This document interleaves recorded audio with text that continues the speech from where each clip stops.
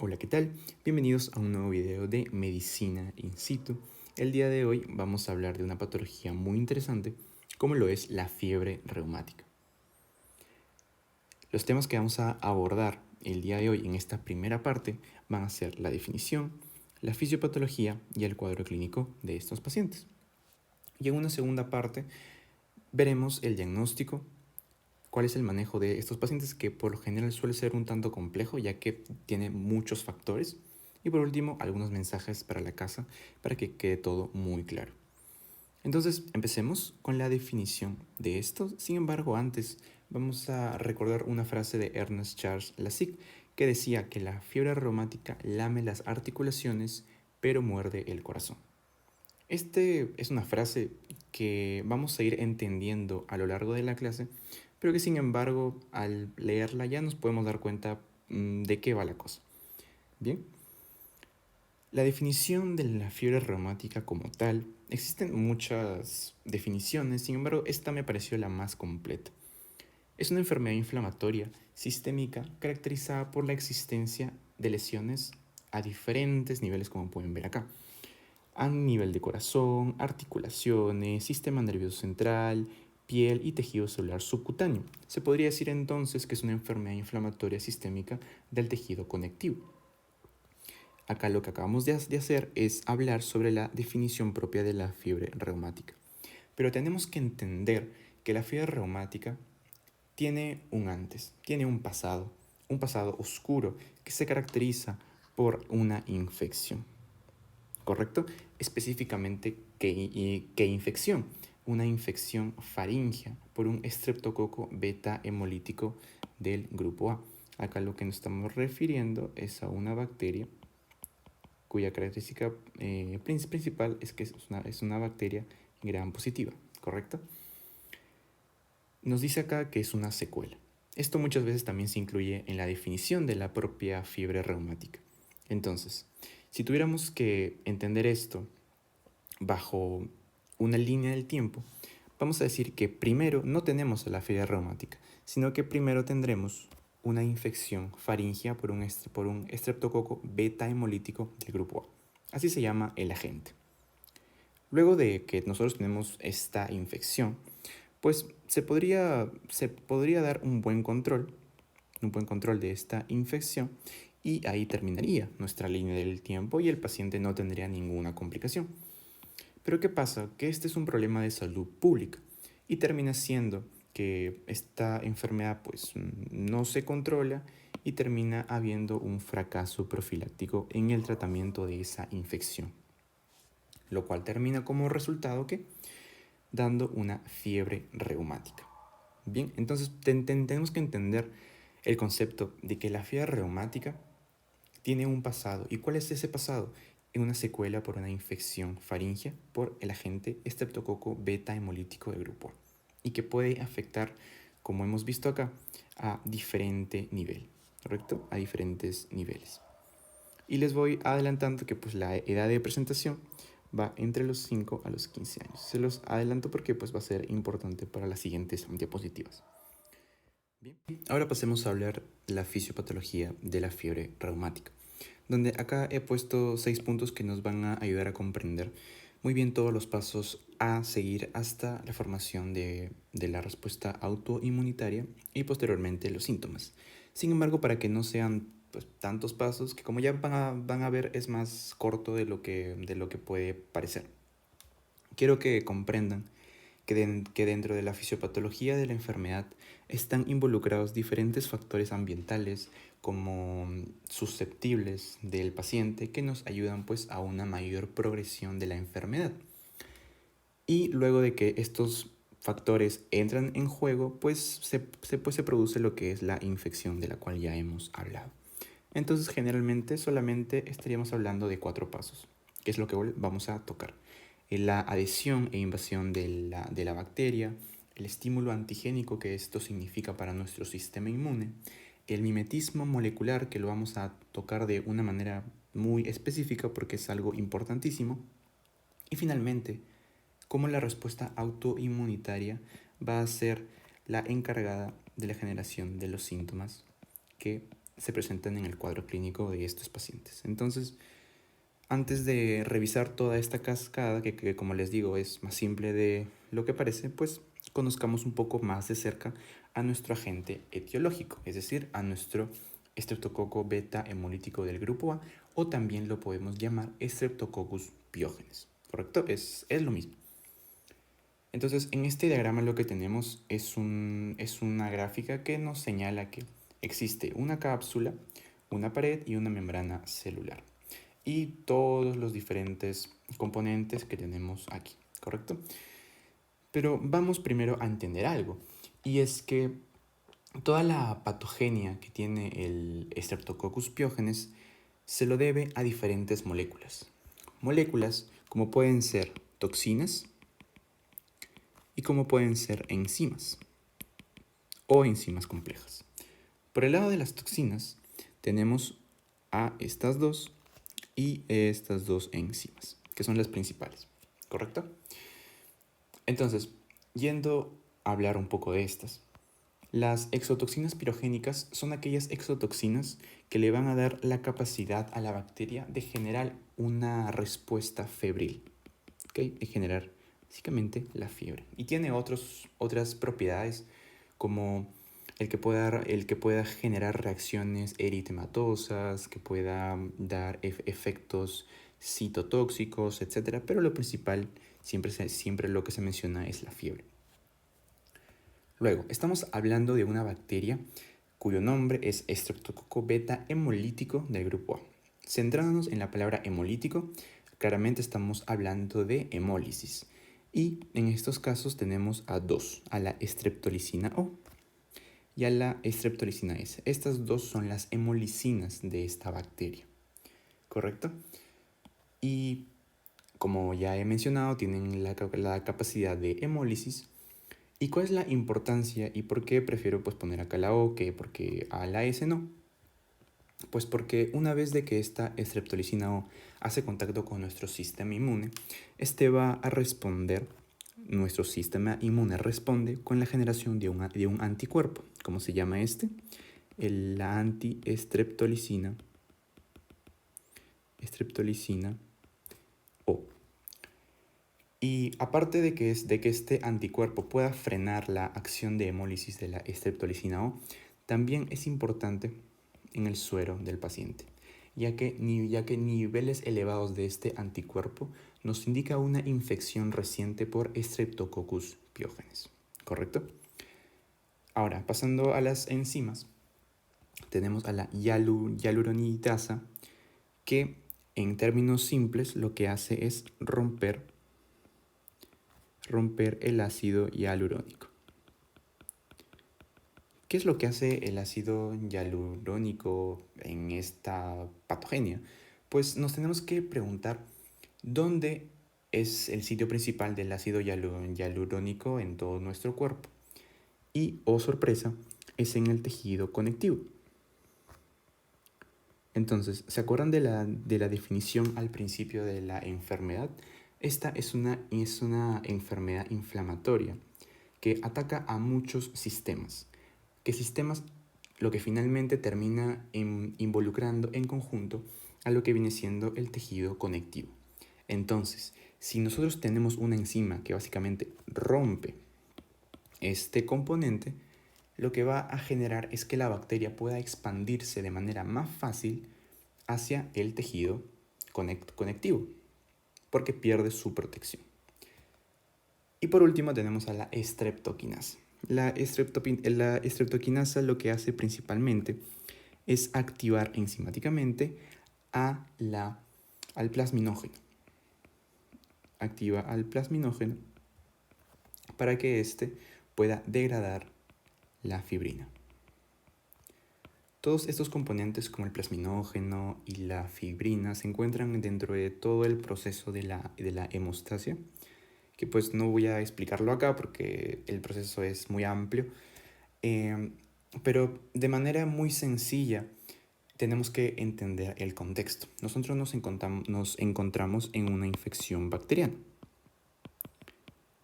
Esta infección pues hace que nuestro sistema inmune responda. Pero no solamente responde mediante la generación de anticuerpos o activación de células, sino que también lo que hace la infección es activar la cascada de la coagulación. ¿Y para qué se activa la cascada de la coagulación en esta infección? Se activa como un mecanismo de defensa para que la bacteria no pueda propagarse a nivel de los vasos y esta pues pueda ser controlada. Entonces, lo que hace la streptokinasa, una enzima liberada por la bacteria, es atacar justamente hacia este mecanismo de defensa. ¿Cómo lo hace? Activando el plasminógeno para que el plasminógeno dentro de los vasos degrade a la fibrina, que es lo que finalmente forma el coágulo, y la bacteria pueda diseminarse fácilmente. Bien, básicamente es eso.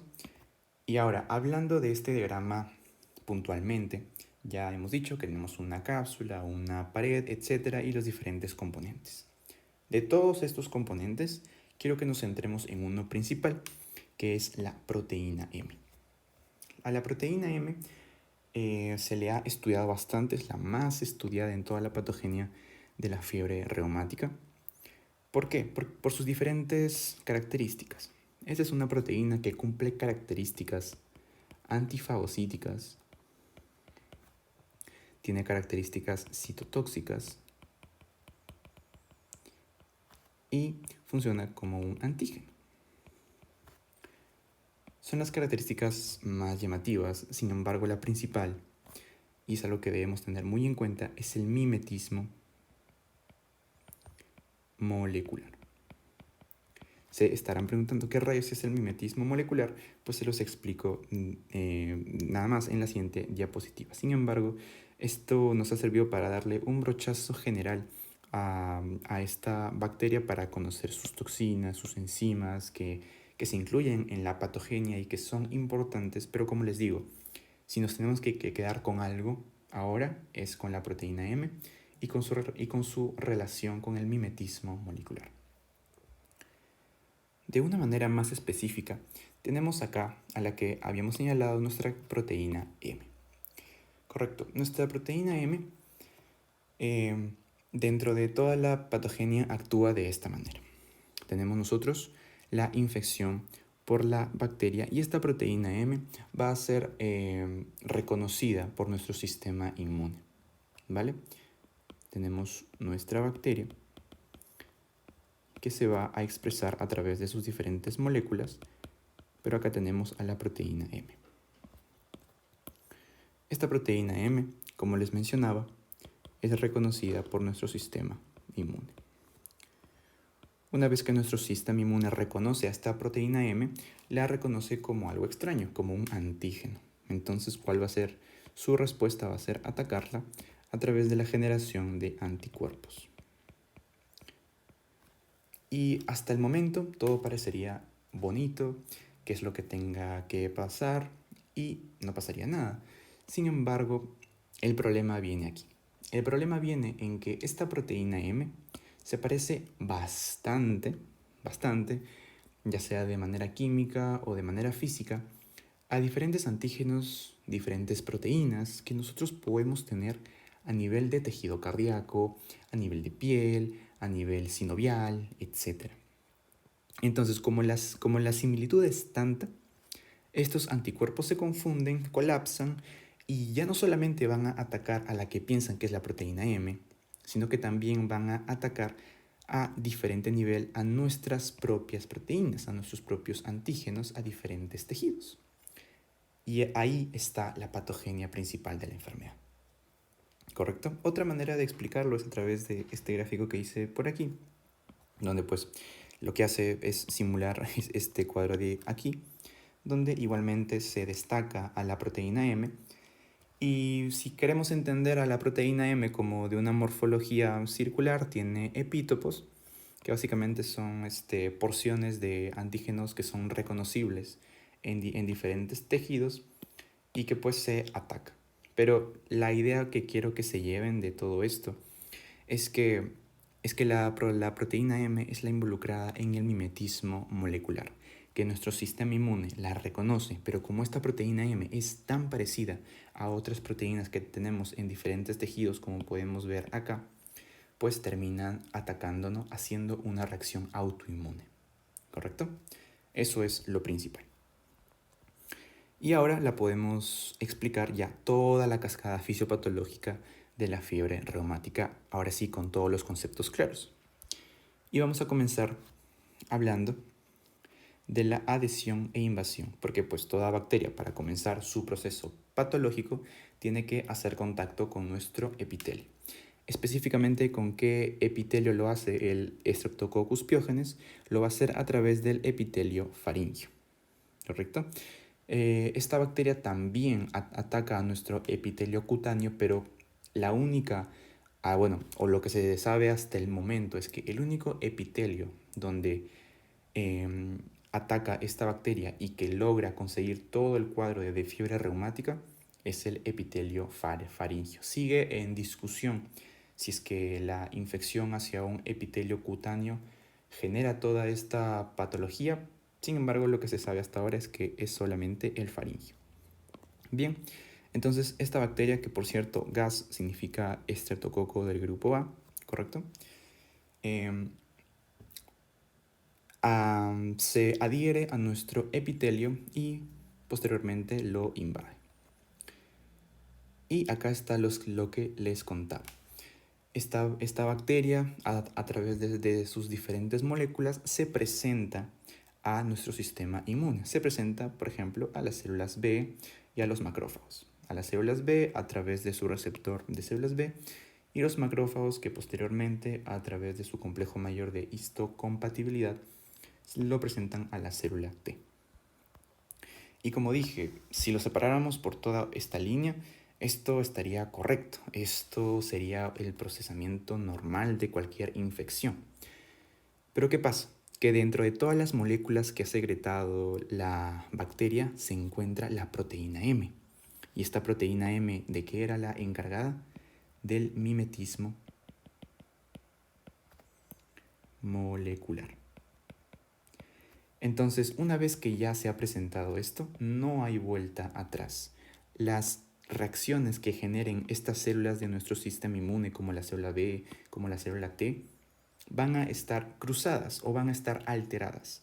Por eso es que al mimetismo molecular también se le conoce como reacción cruzada.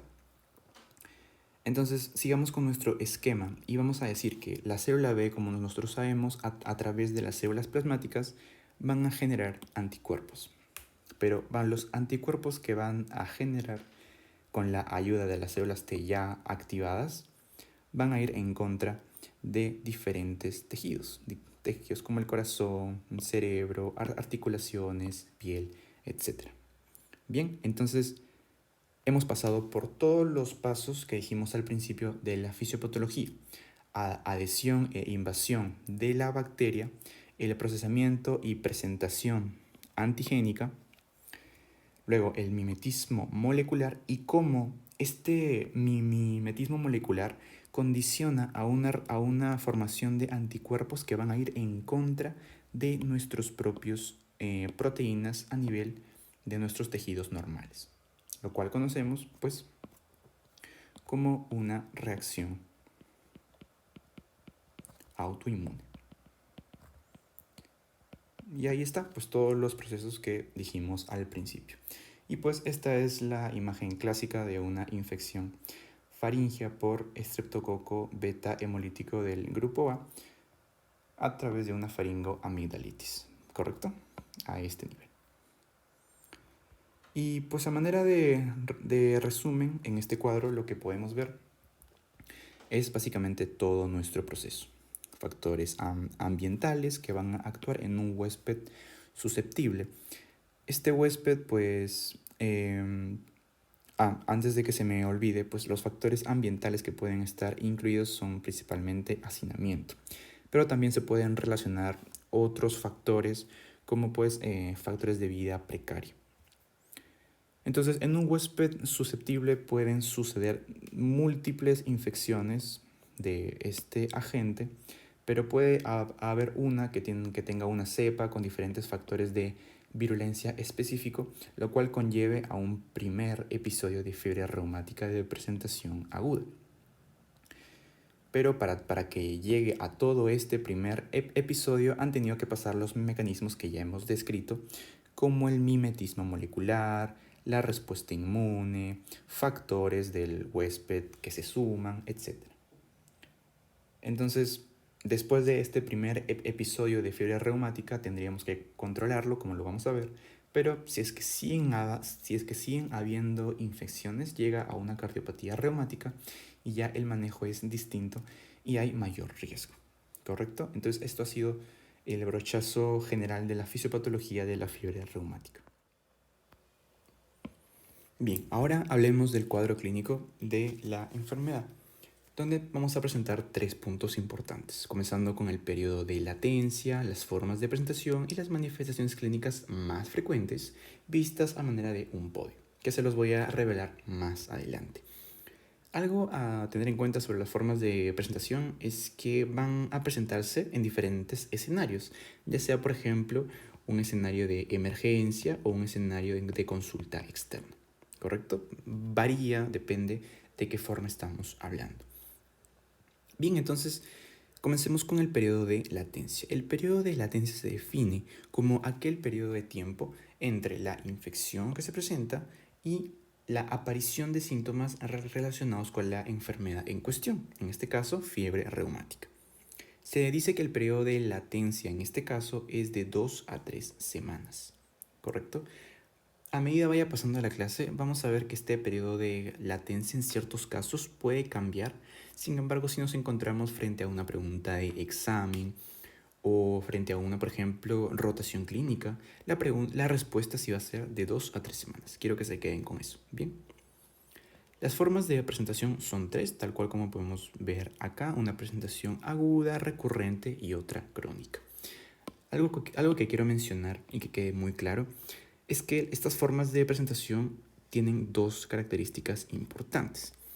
La primera es que estas no solamente se van a limitar al tiempo de presentación, ¿no? Podemos ver aguda, crónica y ya pensamos que tiene que ver solamente con el tiempo, pero no solamente se refiere a eso, sino que también se refiere a lo que es la severidad del cuadro, la severidad de los síntomas de la enfermedad. Bien, entonces todo empieza a nivel de una presentación aguda. Una presentación aguda es lo que va a dar lugar a toda la cascada de una forma recurrente y posteriormente a una crónica. ¿A qué cosa me refiero con esto? Fíjense, la forma aguda nos va a contar una historia. Nos va a contar que existe un antecedente infeccioso, ¿correcto? Por Streptococcus pyogenes, y que esta infección sigue toda la fisiopatología que hemos revisado hasta ahora y que termina dañando el tejido conectivo. Y este daño, independientemente de dónde sea, producirá síntomas. Ahora, ¿a qué nos referimos con una forma recurrente y una crónica? La forma recurrente hace referencia a una extensión. ¿A una extensión de qué? A una extensión de los síntomas que hemos visto en la parte aguda. Bien, es decir, si un paciente llega por una endocarditis y los síntomas relacionados, por ejemplo, a una insuficiencia mitral, pues la extensión de estos síntomas con síntomas mucho más lúcidos, con un empeoramiento de estos, exacerbaciones, pues va a ser una extensión. ¿Y cómo la diferenciamos de una forma crónica? Porque la forma crónica ha pasado más tiempo, ha habido mayor extensión de la enfermedad y genera finalmente un daño permanente. Siguiendo el ejemplo que estábamos tomando, un daño permanente en la válvula mitral, ¿correcto? Entonces es por esto que digo que la forma de presentación no solamente se basa en el tiempo, sino que también a la severidad. A mayor tiempo, mayor severidad de la enfermedad, ¿correcto? Ahora, por fin les presento el podio, que aquí está. La manifestación más frecuente es de un compromiso articular, seguido de un componente cardíaco y tercer puesto para el componente neurológico. Pasemos a mencionar las características principales de manera clínica de estos compromisos, comenzando con la parte de la artritis. ¿correcto? Entonces claramente se va a presentar a manera de una artritis porque estamos hablando de una infección que afecta de manera sistémica e inflamatoria. Entonces, la artritis en todo el cuadro de la fiebre reumática tiene un punto a favor y un punto en contra. Su punto a favor es que es el hallazgo más frecuente, ¿bien? Pero su punto en contra es que es el menos específico, ya que si viene un paciente joven de 13 años, por ejemplo, con una artritis, pues nuestro diagnóstico principal no va a ser una fiebre reumática a no ser que tengamos la historia, ¿no? Pero digamos que no es nada específico. Entonces, en caso se presente esta artritis, pues se va a presentar a manera de una poliartritis, es decir, con un compromiso de 4 articulaciones o más. Ahora, tenemos que saber que han habido casos de monoartritis y que han evolucionado hacia una fiebre reumática, pero lo más frecuente sí es una poliartritis. Este se presenta a nivel de miembros inferiores y en articulaciones grandes, tal cual está señalado acá, por ejemplo, en la rodilla, también puede ser en los tobillos, en el codo, y muy raro que sea a nivel de las articulaciones pequeñas, como por ejemplo de la mano, ¿correcto? Ahora, otra característica es que esta poliartritis es asimétrica y migratoria. Con que sea asimétrica, vamos a decir que el daño, por ejemplo, el daño, la inflamación, el dolor puede estar en esta rodilla y no necesariamente tiene que estar en el lado contralateral. Y al decir que es migratoria, pues que puede estar un día en este lugar y al día siguiente puede estar en el codo. Bien. Algo importantísimo también es que existen buenas noticias para el manejo de esta inflamación, ya que la historia natural de la artritis, es decir, sin tratamiento, es de 4 semanas.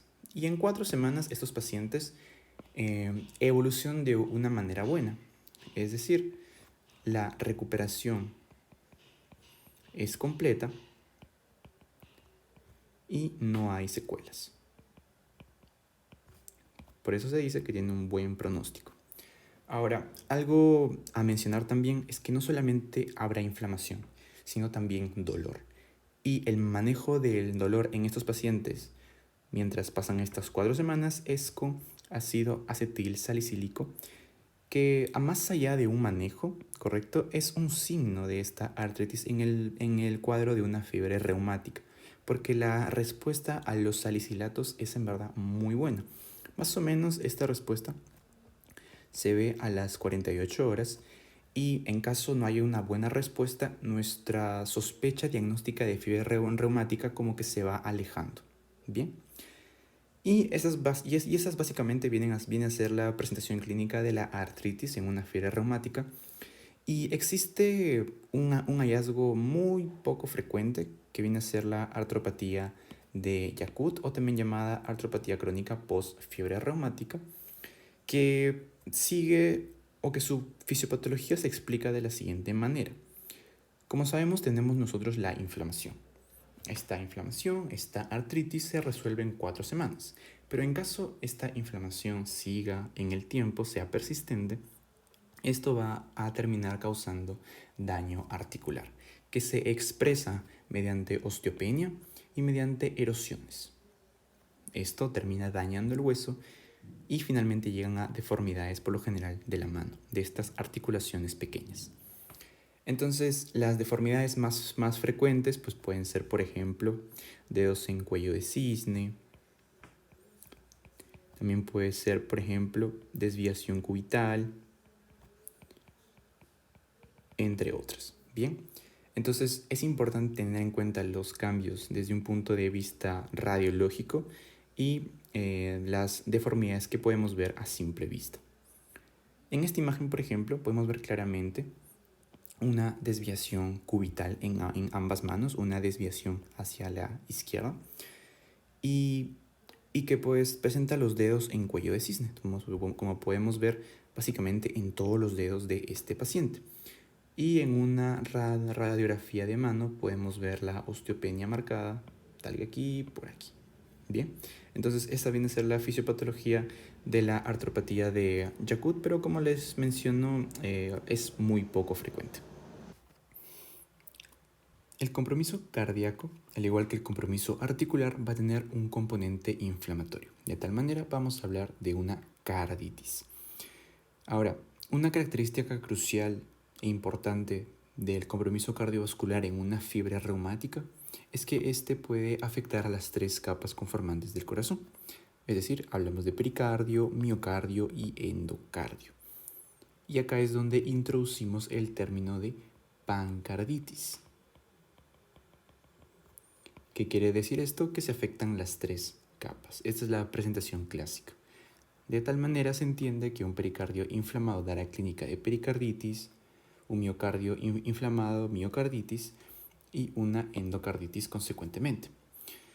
La miocarditis puede presentarse de dos maneras, sobre todo mediante una insuficiencia cardíaca, veremos todos los síntomas y signos relacionados, y mucho menos frecuente bloqueos auriculoventriculares que por lo general son de primer grado. Pero quiero hacer énfasis en el compromiso del endocardio. Un endocardio que se inflama, una endocarditis, donde tenemos que prestar cierta atención a la capa interna de este endocardio. Esta capa interna lo que hace es recubrir a las válvulas y a las cavidades cardíacas. Cuando éstas se inflaman, terminan alterando las funciones, sobre todo de las válvulas, llevando al desarrollo de valvulopatías. Ahora, las valvulopatías pueden presentarse de dos maneras. Una es mediante estenosis o mediante insuficiencia. Lo que vamos a ver muy frecuentemente en fiebre reumática van a ser las insuficiencias. Ahora quedaría preguntarnos qué válvulas son las más afectadas. Pues en primer lugar, a manera de una insuficiencia, pues tendremos a la válvula mitral. Va a ser la válvula más afectada. En segundo puesto tenemos a la válvula aórtica. En tercer puesto tendríamos a la válvula tricúspide y el cuarto puesto a la válvula pulmonar. ¿Correcto? Ahora, lo que quiero que se lleven de esta parte es que hemos dicho que el compromiso es a manera de una pancarditis con el daño a nivel de las tres capas. Y también algo más con respecto al compromiso del endocardio. Y es que es importante tener en cuenta estas valvulopatías, este daño, porque justamente el compromiso en el endocardio es lo que terminará produciendo las formas crónicas de la enfermedad y por lo tanto el daño permanente. Bien, entonces para pasar a la siguiente parte, haremos un corte imaginario por acá y pasaremos a hablar del compromiso en cada una de las capas correspondientes, comenzando con la pericarditis. Entonces, para hablar de la pericarditis, primero tenemos que definirla. Y esta, más que todo, se define estando dentro de todo un síndrome, que es el síndrome pericárdico inflamatorio. Mucho ojo porque este puede presentarse con o sin derrame pericárdico. Esta es una definición general, pero que sin embargo, para poder nosotros estar seguros de que estamos frente a una pericarditis, tenemos que cumplir ciertos criterios.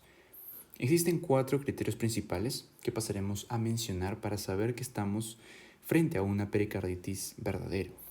El primero sería un dolor torácico con características pericárdicas o un dolor torácico pericárdico. El segundo punto sería alteraciones en el electrocardiograma. Se resaltan 2 importantes. El primero es una elevación cóncava difusa del segmento ST o una depresión del segmento PR. Ahorita pasaremos a verla en unos trazados. El tercer criterio vendría a ser un derrame pericárdico y el cuarto criterio un frote pericárdico, que lo podemos escuchar ya que es un signo auscultatorio. Bien, entonces estos son los criterios para poder saber que estamos frente a una pericarditis y acá podemos ver de una manera mucho más gráfica todo lo que viene siendo el pericardio y sus 2 capas, su capa parietal y su capa visceral, que al engrosarse estas pueden llegar a rozarse ya que pues están inflamadas y esto es lo que termina dando el frote pericárdico. ¿Y por qué puse el frote pericárdico como tal y no las demás? Porque pues este se considera un signo patognomónico de la enfermedad. Entonces se dice que al tener nosotros estos 4 criterios, si tenemos al menos 2 de 4, ya podemos hacer como tal el diagnóstico. Ahora, con respecto a la parte electrocardiográfica, acá hemos traído pues un trazado electrocardiográfico totalmente normal y para poder diferenciar lo que podemos encontrar en una pericarditis. Entonces fijémonos acá, vamos a poner los nombres de las ondas, onda P, Q, R, S y T. Dijimos que teníamos una elevación difusa cóncava del segmento ST. Primero veamos lo normal, veamos el segmento ST a este nivel y cómo lo tenemos en una pericarditis, acá. Entonces claramente se ve una elevación cóncava. Y vamos a decir que es cóncava porque existe una cavidad, así. Existe una cavidad. Si fuera convexa sería más o menos así. Entonces ahí está el primer signo. Nuestro segundo signo era una depresión del segmento PR. Ubicamos el segmento PR normalmente y lo tenemos aquí. Buscamos en nuestro trazado de pericarditis y fíjense acá que la diferencia es un tanto sutil pero notoria, ya que podemos ver esta ligera depresión del segmento PR. ¿Correcto? Entonces esos serían los cambios electrocardiográficos. Ahora, cuando hablamos de miocarditis, lo debemos de ver no solamente como una inflamación del miocardio, que pues es lógico que existe, sin embargo también es importante el compromiso que tiene a nivel celular, ya que existe necrosis de miocardiocitos. ¿Esto a qué me lleva? La necrosis de estas células tan importantes termina afectando la función contráctil del corazón, la función principal que tiene, ya que es la que hace que el corazón actúe como bomba. Entonces, si es que estos miocardiocitos se necrosan, pues esto a la larga lleva a una falla o a una insuficiencia cardíaca, que es lo que más frecuentemente vemos en una miocarditis. Entonces, el paciente puede presentar toda la clínica característica de este cuadro, tal como por ejemplo cardiomegalia, que es una de las más frecuentes. Aparte también estertores crepitantes,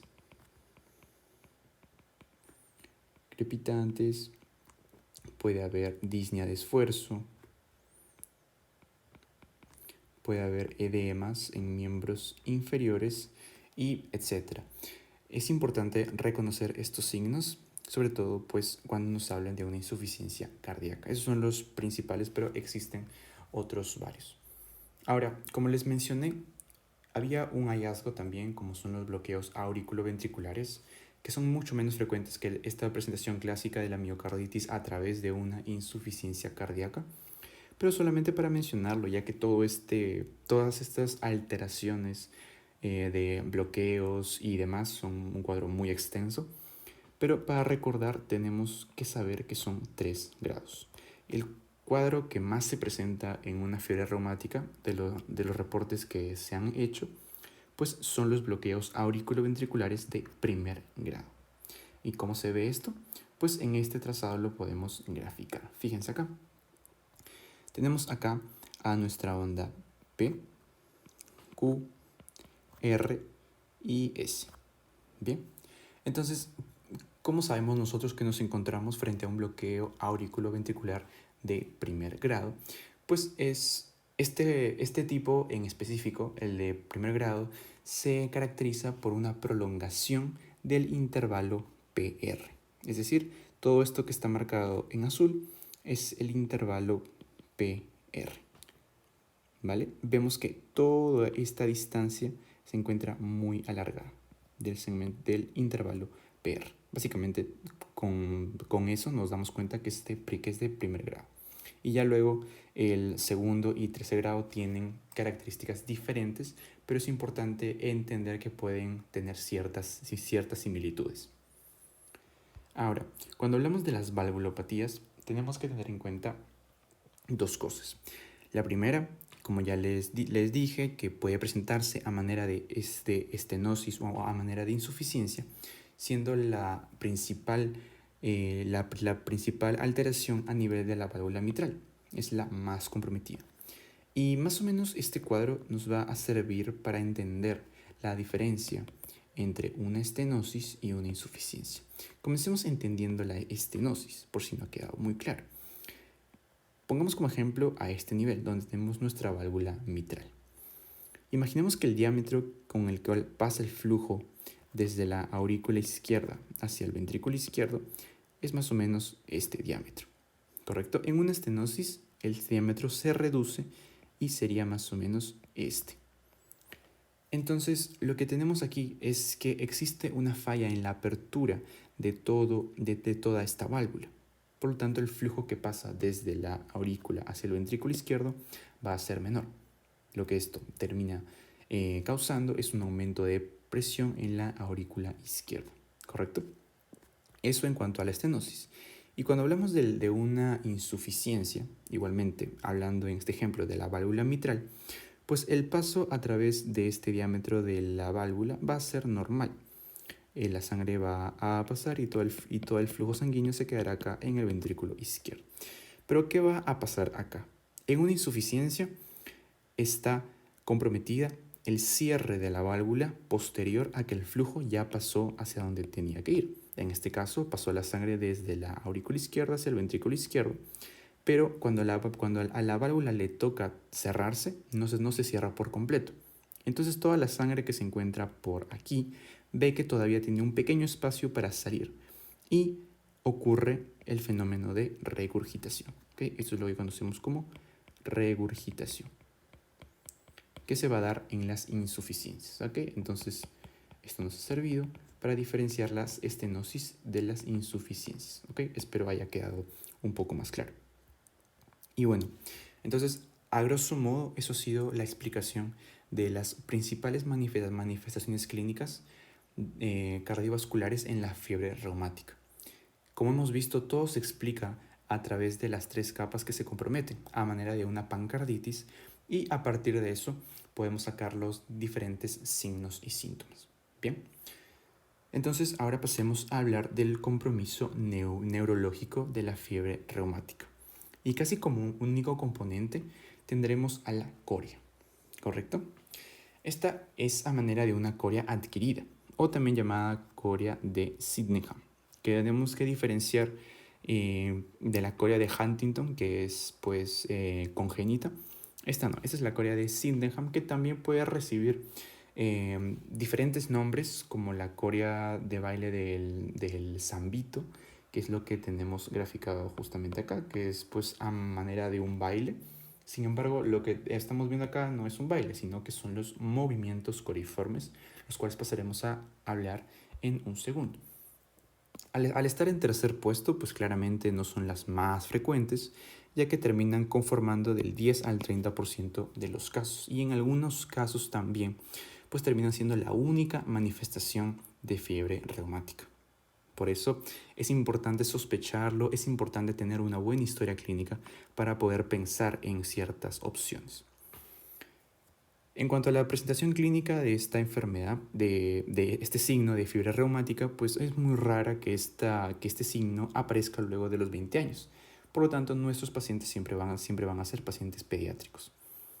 Algo curioso, más que todo sobre la coria, es que suele confundirse con comportamientos o con patrones del comportamiento relacionados con la edad. Ya que fíjense, en esta parte tenemos que esos pacientes con coria por lo general son inquietos, son irritables, lloran con facilidad. Entonces, los padres pueden llegar a pensar que pues, simplemente estas cosas que pues, presenta el niño son porque pues, es un niño y ya está. Pero debemos empezar a preocuparnos cuando pues, el niño está jugando con algún objeto y lo deja caer de la nada. Bien, entonces ahí es cuando debemos empezar a pensar en otras cosas. Y es justamente lo que venimos a hablar acá, de los movimientos coriformes. Estos movimientos tienen tres características muy presentadas, y es que son espontáneos, son rápidos y son sin propósito. Por lo tanto, involucran o afectan ciertas acciones que realiza el niño. Y algo importante también es que interfieren en las actividades voluntarias. Esto de manera teórica puede ser un poco confuso, sin embargo, aquí es donde les invito a ver este video de parte del doctor Francisco Ortega, donde se pueden ver todas las características de los movimientos coriformes. Son espontáneos, son rápidos, sin propósito e interfieren en el movimiento voluntario. ¿Correcto? Y bueno, básicamente eso ha sido todo con respecto a la parte neurológica. Ahora, cuando hablamos de otras manifestaciones de la fiebre reumática, vamos a referirnos sobre todo al compromiso cutáneo, donde tenemos a dos representantes importantes. Por un lado, tenemos a los nódulos subcutáneos y por otro lado al eritema marginal. Bien, estos pues obviamente son mucho menos frecuentes de los que ya hemos visto, conforman más o menos un 5% de todos los casos, y algo importante es que en caso se presenten, tienden a relacionarse con compromisos cardíacos. Bien, entonces el eritema marginal, vamos a comenzar hablando de esto. El eritema marginal, por lo general, su presentación se da en brazos y tronco. Por lo general la presentación es en brazos y en el tronco, y pues tiende a respetar la cara, ¿vale? No afecta por lo general la cara. Y los nódulos subcutáneos son aquellos que son algo parecidos a los que podemos ver en los nódulos reumatoides, y pues suelen aparecer por debajo de las prominencias óseas, en este caso en el codo. Y pues ya, eso vendría a ser lo más importante. También estos nódulos suelen ser indoloros. Y pues bueno, esas serían las otras manifestaciones que, como ya les dije, por lo general el compromiso es cutáneo, es muy raro, pero en caso se presenten, tienden a relacionarse con compromiso cardíaco al mismo tiempo.